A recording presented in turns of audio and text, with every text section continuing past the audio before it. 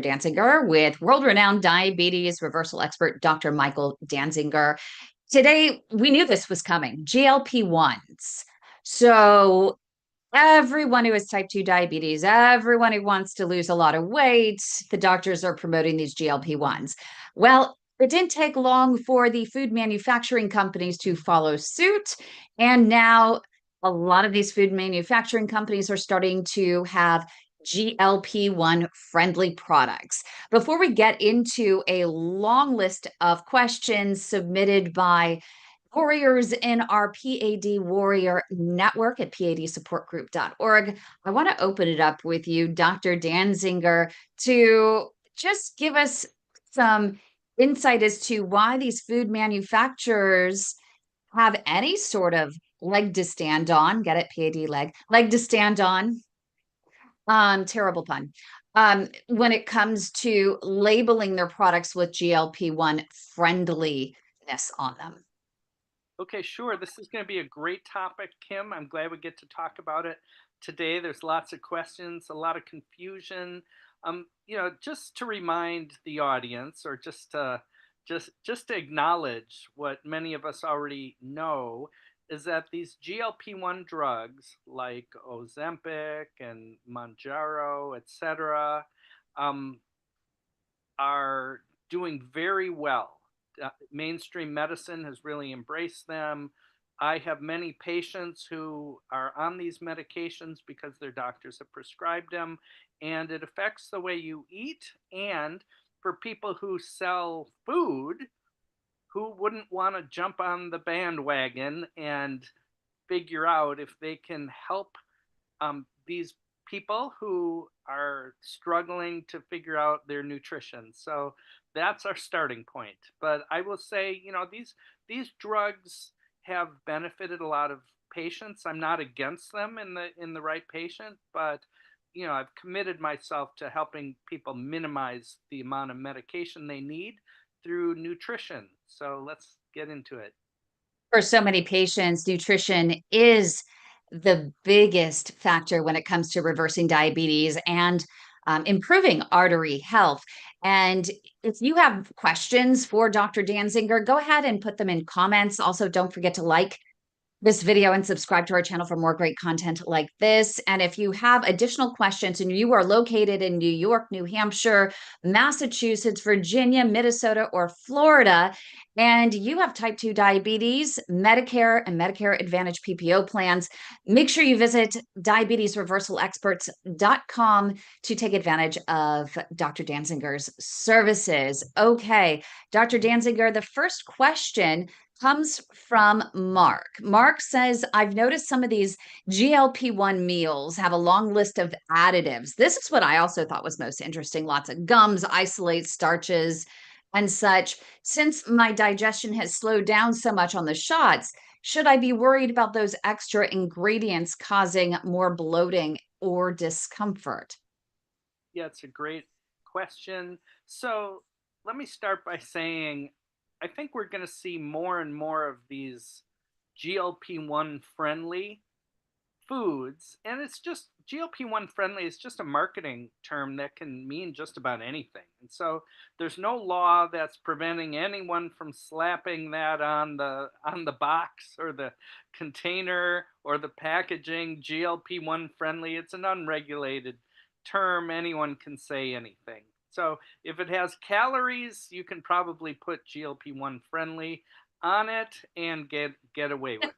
But so it doesn't really mean anything special. I think, you know, people who are losing weight are, whether it's with GLP-1s or through, reducing calories or bariatric surgery, any kind of weight loss means that people are eating fewer calories. And you want to get your calories from healthy foods when you're losing weight. And one of those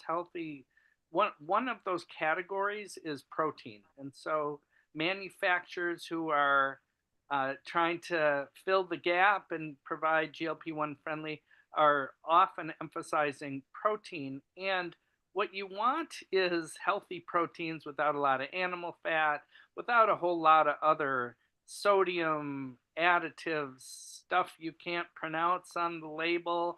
And so, what I really wish to see is for convenience, um, frozen meals or refrigerated meals that just have protein and vegetables. That's what I'd really like to see. No fillers, no starches, no additives, no flavorings, no coloring, just pure wholesome ingredients, Yeah, right? and the theme exactly, and the theme we'll be talking about this whole session really is the further you're getting away from just healthy protein and vegetables combined is going to be taking you further and further away from what you'd really like. And we have Genia who's watching on our YouTube stream here, and she's saying always real ingredients, right? And make sure you read the ingredients, look at the labels. So important. And Elena is chiming in. I did share an article in the group where it did talk about the popularity of GLP-1 friendly labeling on frozen food products in particular. And so she says the article mentions that some of these friendly meals, like these sandwich melts, have almost 30% of my daily sodium and 7 grams of saturated fat. If I'm trying to manage my blood pressure while losing weight, are these actually a healthy choice or just clever marketing?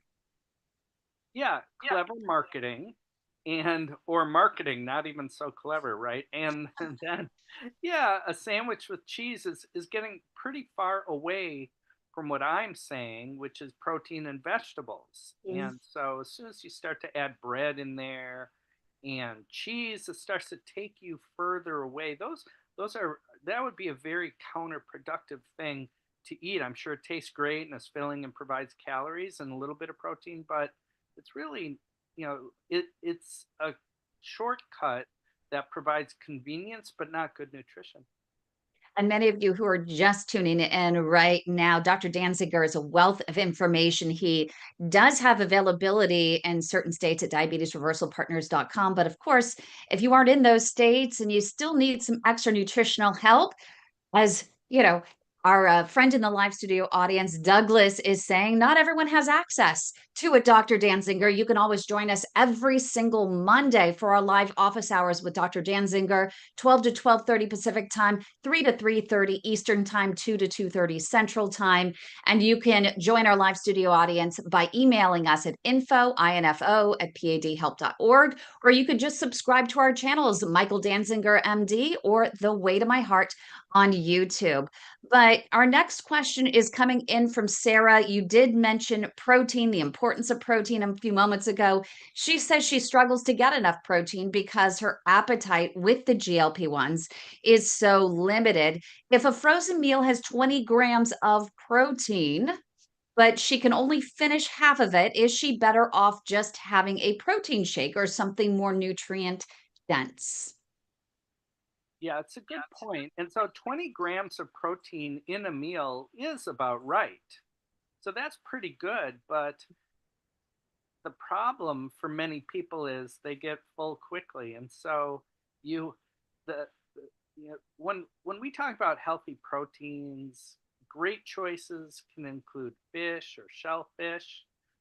Vegetarian proteins like tofu are a good example, and um, beans and legumes, and lean poultry and lean red meat or lean pork, etc. All those are good, and um, if you dilute the protein with starch, then you might fill up before you get adequate amounts of protein. And so, really reserve your calories and your appetite for protein and vegetables. And you want vegetables because of the fiber, because of the vitamins and minerals in there, all the things that make the vegetables colorful are good for the arteries. And so save your appetite and your calories for that. The problem I've seen with many people who are on GLP-1 drugs is they really find the starch and the sugar more appealing. I mean, there's always room for ice cream. And so people end up, I mean, isn't it sometimes when you're full, sometimes you can squeeze in a cookie or a dessert even though you're full, and that's because sugar is so easy to on the taste buds, and so people who have low appetite end up getting tricked into eating unhealthy stuff instead of healthy. Okay, David, he says he saw the new GLP-1 badges on food he already buys. But the article that I had shared with everyone says there is no formal regulatory definition for that label. You mentioned it in the beginning of this video as well. But he says, how can I tell if a brand is actually making a better product or if they just put a sticker on the same old diet food? Right, right. Usually stickers on the same old, mediocre foods. So um, frozen dinners have been very challenging for food companies to make healthily. So I wish they could just put vegetables and protein and freeze it and have it ready to go. But usually there's all sorts of um, flavorings, stabilizers, things to sugar to make it more appealing to buyers, and all those added ingredients interfere. And so, what we're seeing is instead of reformulating something new, companies just slap a label on something that already exists. It's so easy to do that, and um, it's too expensive for many companies to make it right, and they cut corners by adding fillers, especially starch, which is a lot cheaper than protein and vegetables. And we have Becky who's watching online and she says, "Hey, Dr. Dansinger, you've helped her a lot." Also, Jessica is posting a question here. She says the biggest issue she has on semaglutide, which is a GLP-1, Wegovy, is constipation. The dietitian in the article that I keep mentioning that I've shared, which I should put in the description of this video so people can read the article itself, but the dietitian in the article says I should aim for 28 to 32 grams of fiber a day, but most of these meals only have 3 to 6 grams. Do I need to be adding a side of veggies or something else to every single one of these frozen meals if I choose to partake? Yep. Constipation is concerning. It is a side effect. You definitely want to go for the veggies and add that in there for sure. And veggies, most vegetables are a pretty good source of fiber. You do want to try to get at least 30 grams a day if you can, which is hard to do if you're not eating vegetables. And legumes like beans have a lot of fiber in them, greens have a good amount of fiber. And so, again, save your calories for healthy proteins and vegetables. What I really want to see people doing is making meals at home that are quick and easy. I'll give you an example. So, uh, uh, snow peas. So I saw, if you know what snow peas are, they look like pea pods, and they're tender, and I just sauteed them in some olive oil in a skillet, and I added some frozen shrimp, and the vegetables and the shrimp cooked at the same time. The whole thing took less than 10 minutes, and I had a giant plate full of shrimp and pea pods, and it was delicious. I added a little bit of soy sauce, or you could just add salt and pepper, for example. And that is a quick, nutritious meal, protein and vegetables, a ton of food for low calories, and it was faster than thawing or even probably microwaving one of these frozen meals. And you can take any combination of protein, whether it's chicken breast or pork tenderloin, and you can cut it into pieces, stir fry it together with one or two kinds of vegetables, and have a quick, nutritious meal in less than 10 minutes. I love that idea. That is absolutely brilliant. And you can get plain frozen shrimp, even, whether it's deveined or and deshelled, or you can get the ones with the shells. And I usually typically will just thaw out the portion that I want and then I peel the shrimp before I cook them. I'm going to try that because you can also get frozen snow peas as well. And that would be easy. You can keep it in the freezer and cook it anytime. What a great idea. Thank you, Dr. Dansinger. Okay, we got another question coming in here, and I know we don't have a lot of time. Brian, the experts in the articles say don't buy anything with more than 5 ingredients, since most of these frozen meals have, get this, 20 to 30 ingredients once you count the sauces and the processed chicken. Are they really okay to eat a few times a week? I love the brilliance. I love these questions. They're so well thought out, and it shows that the patients are hip to the tricks. Yeah, so most of these frozen meals do have, more than 20 ingredients in there. Many of them are, small amounts of additives and stabilizers and preservatives and so on. And um, those add up. It's not ideal. I mean, so as a general rule of thumb, the idea that if there's more than 5 ingredients or a lot of ingredients you can't pronounce, it's a general rule of thumb, right? I mean, a healthy salad might have eight, types of fruits and vegetables in there, and et cetera. So use common sense, but there's a lot of truth to the idea that, you know, foods that come, you know, foods that have a lot of weird sounding chemicals, they're not taking you in the right direction. And Alan just chimed in and he says, I'm going to cook some snow peas and shrimp tomorrow night. So you're already inspiring Dr. D. Also, Dorothy is writing in and she's like, oh my gosh, this is great information. Why don't our cardiologists tell us some of this? And she's like, is it because they just want to do procedures? What in the world? How is it that we're not getting this information that you're providing? Yeah, it's an important question, and it's the question comes from the what we can all agree is the healthcare system in the United States is terribly broken in many ways, and one of those problems is that there aren't enough doctors helping people figure out how to decrease their medicines, and the medical system does not do a good enough job with prevention, and so cardiologists, most of them spend their time fixing a broken heart rather than preventing heart disease by spending time coaching nutrition and exercise and prevention. And so amputations is another example of it's a failure of the healthcare system to have helped a patient prevent rather than figuring out what to do in an emergency situation.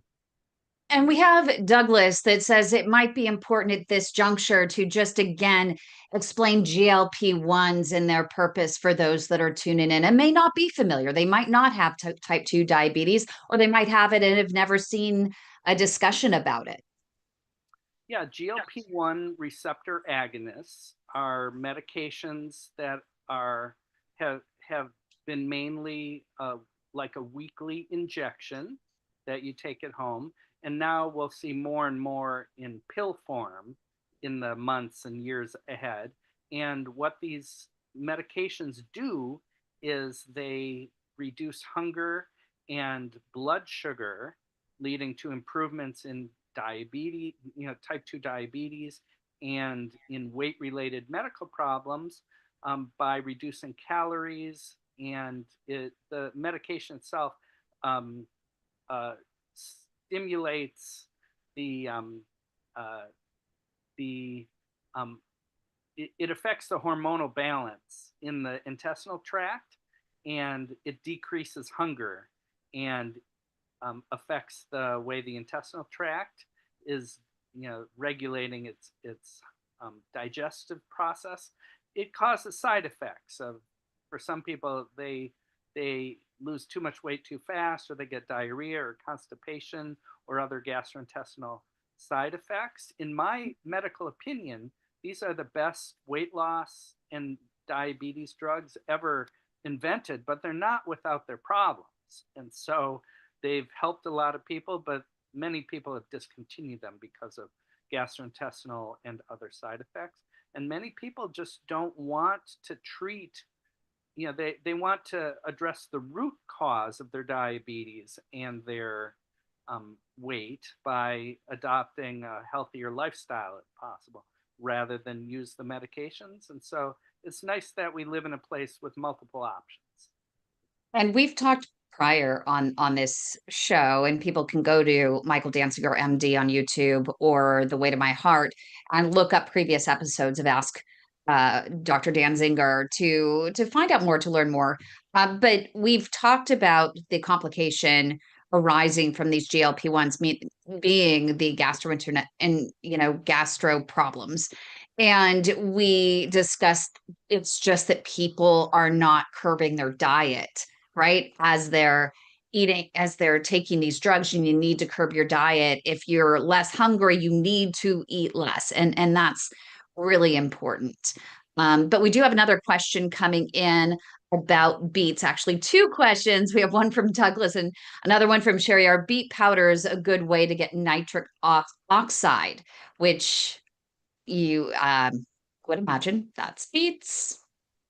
Yeah, so the reason people are interested in nitric oxide and beets, which are a dietary source of nitric oxide, is because nitric oxide is a naturally occurring chemical that um, helps with artery health, and it helps dilate the blood vessels. It does not last very long in the system. And so people are interested in using beet powder to try to improve their blood vessel health. And so could use more research about this, but I would generally favor eating beets rather than using beet powder. But beets can be tricky to eat. I mean, some people, they require you got to peel them and roast them, or you can just buy them in the jar. And some people are concerned about the amount of sugar and starch in beets, but uh, overall, for most people with diabetes or PAD or cardiovascular disease or risk for that, eating beets either in any form is a good thing. And beet powder, I don't have very strong feelings about it. You want to try to get your nutrition through whole foods. So it's a great question about beets. Though, if you ask different people about beets, you'll find different answers. But the people who are most enthusiastic about beet powder are the people who are selling beet powder. Well, go figure. Come on, Dr. Danziger. Would you expect anything less? Okay, Linda has a question. Some of these meals are only 200 to 300 calories. If I'm supposed to hit at least 1,000 calories a day to stay healthy on these meds, is relying on these small frozen portions going to lead to malnutrition over time? So it's a great question. Um, 300 calories in a meal is not unreasonable, but people generally eat more calories than they think they are. And so for most people who think they're eating about 1,000 calories are probably in actuality eating more like 1,500 calories. And so what we usually see is people losing muscle mass because they're not lifting weights or doing resistance training. And so you do want to get enough dietary protein, you do want to get enough vegetables, you do want to lift weights. And so I think those are the priority. People are typically getting enough calories even when they're on GLP-1 drugs. I think the problem is we are concerned about losing muscle mass. And so protein and vegetables and exercise is really the main antidote for that issue. It's a great question. Karen says she gets nauseated if she eats anything too heavy now. Are there specific ingredients in these GLP-1 friendly processed foods, like oils or the thickeners, that she should watch out for to keep her stomach settled? And you did address this a little bit earlier, but I always like to, even if it's duplicated in terms of content, I want to honor the specific question to the specific patient who submitted it. Right.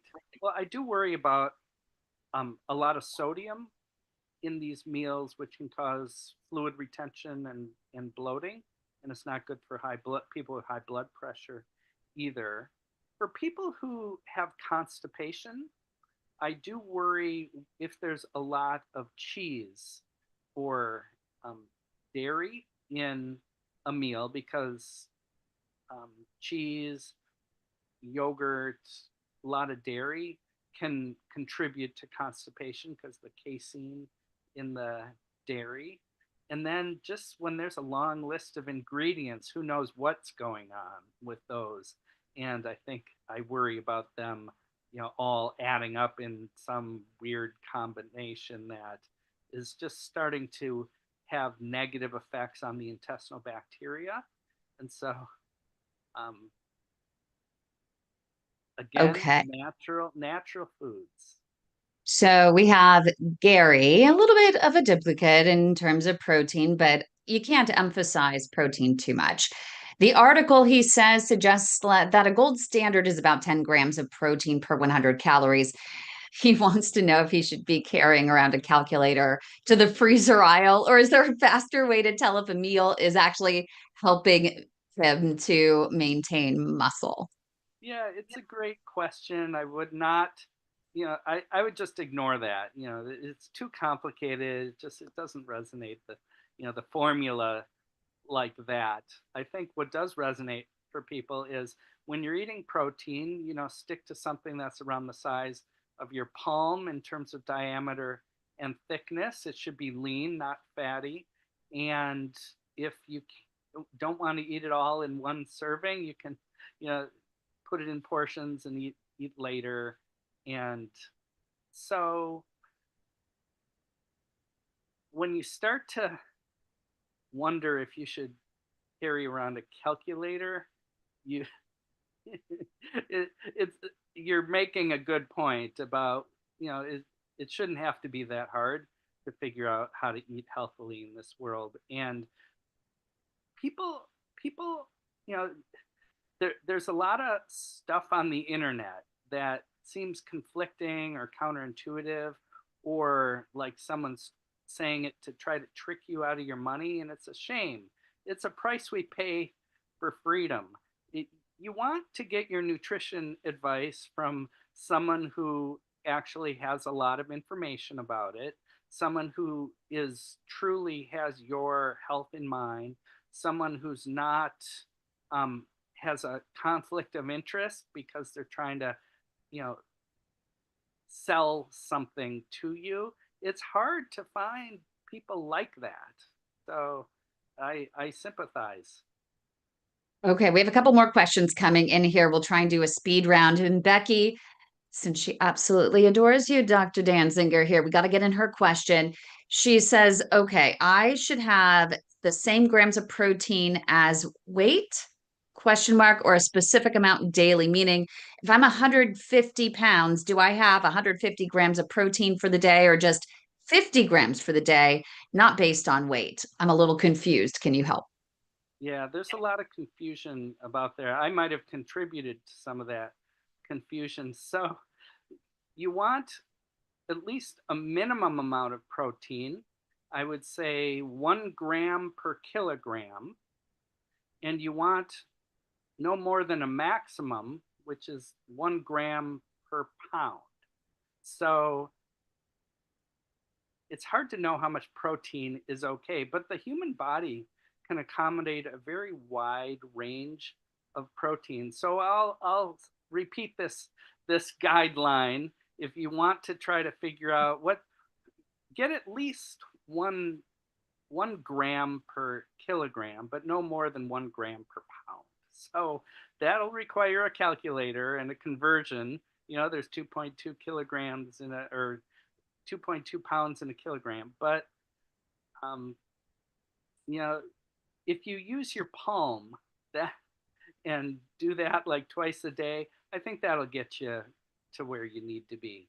the human body generally knows how much protein to eat. And that's what I normally do. I just use my palm because if I'm serving myself and I'm serving my dad, of course, my palm is going to be smaller. So for my body, of course, it's going to be a more appropriate size here. But then my dad's is twice the size. So of course, his amount of protein he's going to consume is going to be more. So that makes sense. But one more question, really quick, before you get back to your clinic to help patients. Again, if you want to be one of Dr. Dansinger's patients, go to diabetesreversalpartners.com. If you have Medicare, Medicare Advantage plans, PPO, in New York, Massachusetts, New Hampshire, Minnesota, Virginia, or Florida, make sure to go to Diabetes Reversal Partners for that. But final question is from Michelle. Since I'm eating such small amounts with her GLP-1s, the registered dietitian she sees mentioned that she might be missing out on some micronutrients. So if she's using frozen meals, such as the ones that say GLP-1 friendly, just for convenience sake, should she be supplementing with extra vitamins, or is it better just to stick with the whole food snacks like Greek yogurt and berries? Yeah, get your vitamins from, great question. Get your vitamins from food if you can.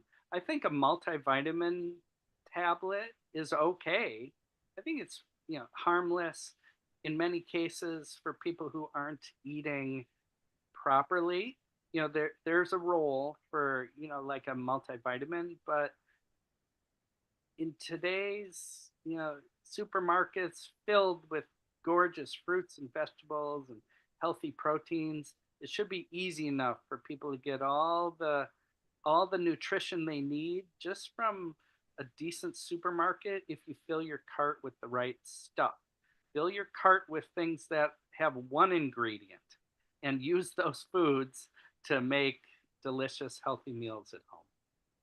Great. Thank you so much, Dr. Danzinger. And make sure you do like this video, subscribe to our channels, youtube.com/ the at sign, the little thing that goes like this.